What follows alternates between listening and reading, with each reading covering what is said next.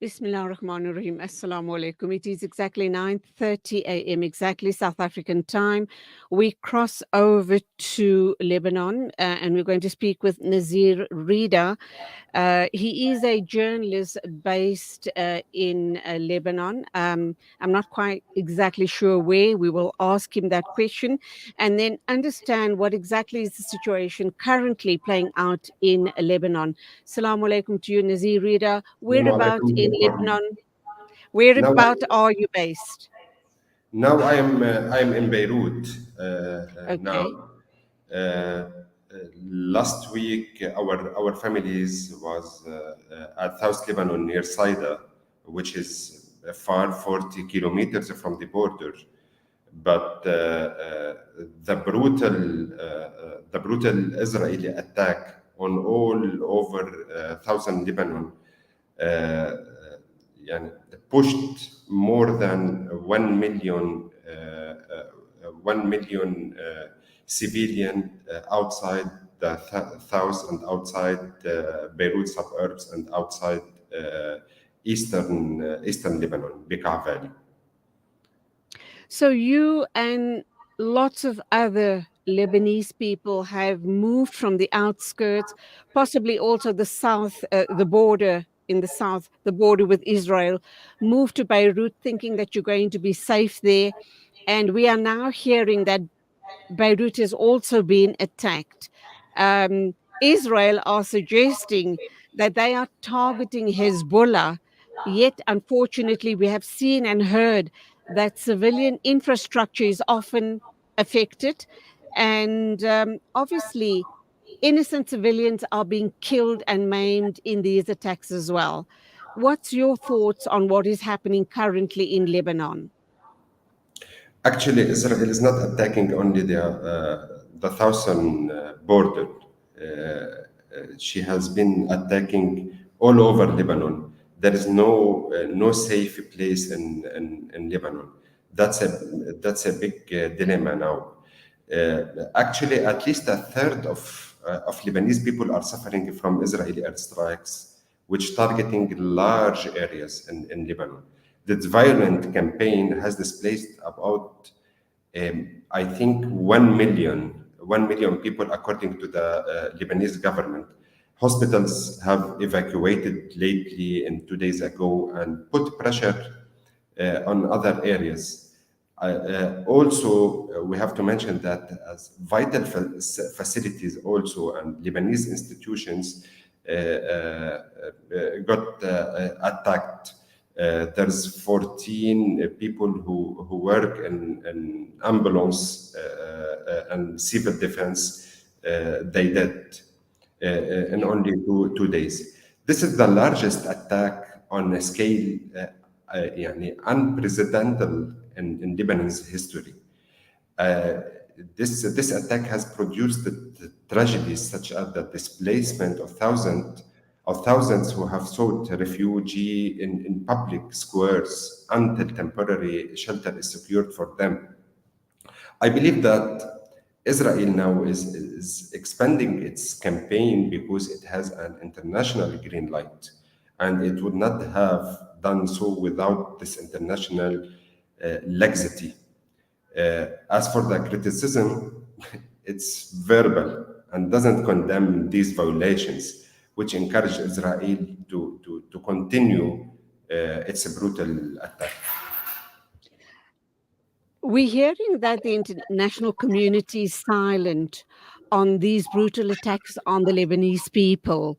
Why do you believe that they are not coming to the aid of Lebanon? And why do you believe they're not putting pressure on Israel to stop? Because if they don't stop, we're going to see a repetition in Lebanon, exactly as what has happened in Palestine. Let's speak frequently. Uh, Israel has been waging its wars for more than 70 years under the slogan of self defense. And for decades, it hasn't recognized expansion and occupation of other lands. In the last 3 decades, does Israel recognize expansion in the West Bank? Does it recognize the implementation of the settlement policy in Jerusalem and the other West Bank? Does it recognize that the Palestinians are the only people in the world now under direct occupation? As for Lebanon, for 18 years, Israel has been called upon to stop their air, sea, and land violation that have been exceeded 30,000 violations, more than, I think, 33,000 violations, and to withdraw from the Lebanese territories that are still occupied. I want to mention that 2 years ago, when the maritime border were demarcated, there was only done under the American pressure and under the pressure from the military threats launched by Hezbollah with the support of the Lebanese authorities. Lebanon is looking for sustainable security guarantees and other guarantees related to energy exploration in its water on the thousand border. And this, I think, can't be achieved without implementation of Resolution 1701. In light of these current attacks on Lebanon, you've already indicated an astronomical amount of 1 million people already displaced in Lebanon within a period of 2 or 3 days only.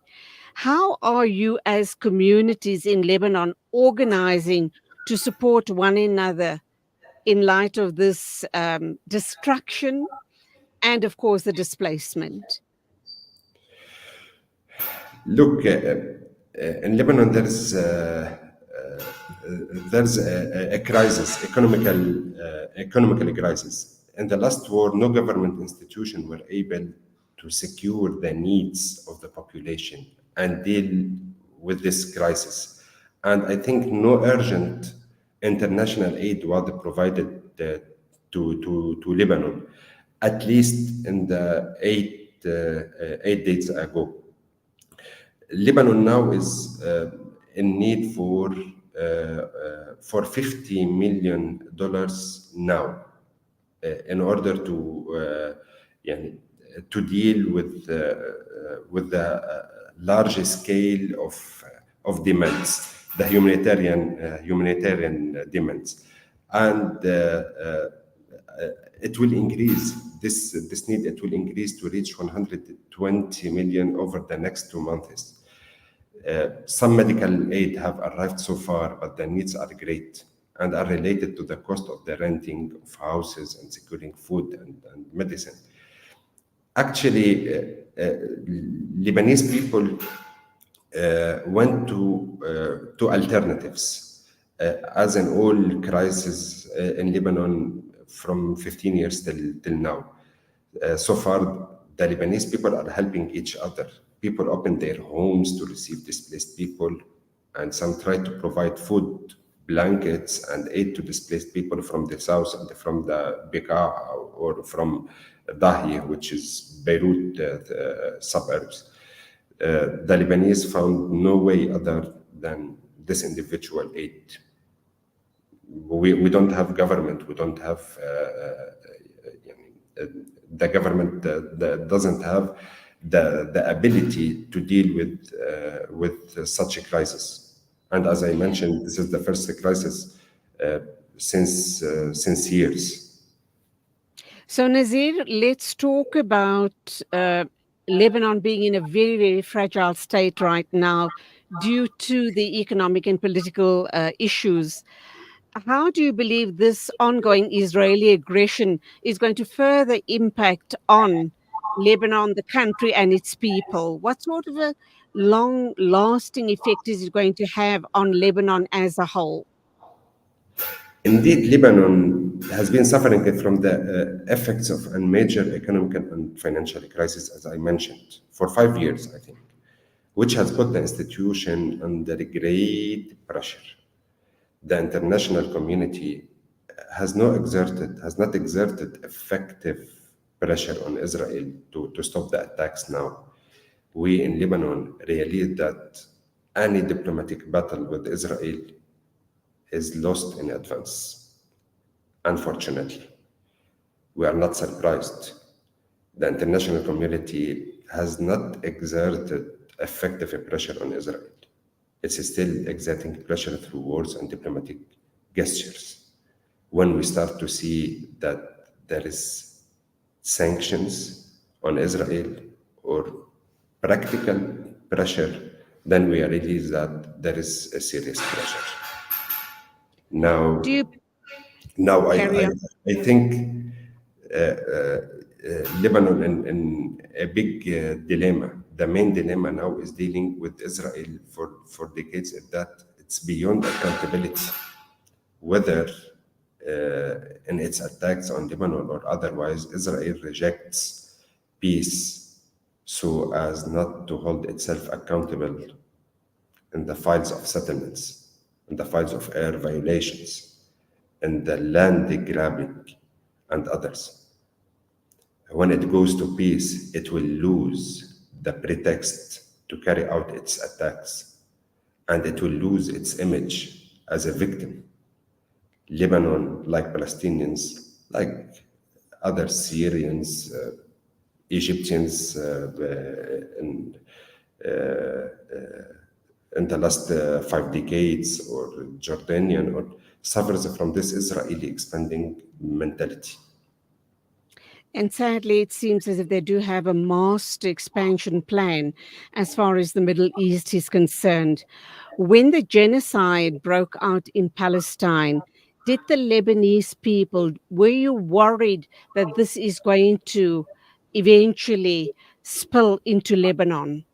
And the excuse, obviously, by the Israeli occupiers is that the reason they are striking Lebanon now is to try and um, kill off and shut down Hezbollah. How do you see that situation?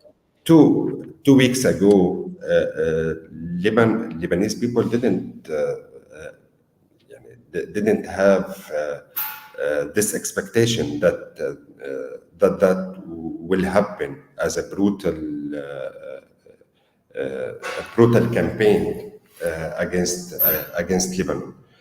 Uh, but what happened now? Yes, it seems that people have the fears now. They are scared that will happen with Israel. Yani, I think it will happen because there is no international pressure on Israel to stop it. And between Lebanon and Israel, there is a big gap of power. So now it makes a lot of fears, and Lebanese people are scared now. Yes, they are scared, and this issue pushed them to go outside Taus, outside Bekaa, outside Dahim, outside Beirut, to another regions must be secured. Nazir, it is almost a year now. On the 7th October will be exactly a year since the genocide started in Lebanon, pardon, Palestine. Yes, Um, yes. Do you think that, and very quickly, because I have another interview lined up, very yes. quickly, do you believe that the Lebanese people could negotiate with Israel for some sort of a ceasefire and not go on to destroy Lebanon the way Gaza has been destroyed? In light of what we are witnessing now, there is no solution except by implementing International Resolution 1701. The Lebanese government, since not 10 months, since 1 year till now, is pressuring to implement this resolution and establishing the border line to implement a permanent ceasefire in the border area and stop the violation. The position has been launched by the Lebanese government actually since October 8th, and it declares its commitment to implement the international resolution and the presence of the UNIFIL forces. But this commitment requires international pressure on Israel and requires guarantees to implement the agreements. Israel must be held accountable internationally, international accountability, in order to stop the violation and and the threats. This is the least uh, we can do. And sadly, there doesn't seem to be any will by the international community to stop the genocide in Gaza and the carnage that is now currently in Lebanon. We're going to have to leave it there, but for now, are you and your family and your community pretty safe, or are you now thinking of moving to an even safer area than Beirut? Because we understand that the Israelis are beginning to bomb Beirut as well. I think we are in safe now. We think that till now. We don't know. With Israeli brutality now, we can't we can't say we are safe. Never. Nobody in Lebanon, even Syrian refugees, even others who live in Lebanon, they are not safe. No place in Lebanon is safe now. Israel at any hour, at any time, at any place can make attack whatever it wants. Even if there is Hezbollah there or there is not Hezbollah, we don't know. Some attacks attack the civilians only, and not Hezbollah. So we don't know, but we can say, inshallah, Ameen. we must be safe. Ameen. Ameen. Thumma Ameen. May Allah subhanahu wa ta'ala keep you all safe. Thank you for talking with us. Um, just try and keep as safe as you possibly can, you and your loved ones. It is exactly 9:47. News and Views moving along. And next, we are going to be taking a listen to our Fired Up series with the CEO of Africa Muslims Agency. And of course, that is um, let's just get to the name. It's just slipped my mind completely. I'm so focused on all of the drama that is playing out in the Middle East. But it's Imran. I think it is Imran. But he is from African Muslims Agency and he is the CEO. He does the Fired Up series with us on a regular basis, a Monday, Wednesday, and a Friday. And we are now going to cross over to him in a minute or two.